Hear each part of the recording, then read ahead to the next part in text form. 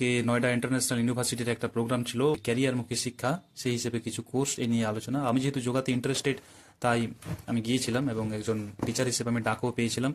তারা গিফট দিয়েছে, দেখা যাক কি কি আছে। ও, সার্টিফিকেট বেরিয়ে এলো। সার্টিফিকেটটা ভালো জিনিস। এটা প্রসপেক্টাস ব্রাউচার দিয়েছে।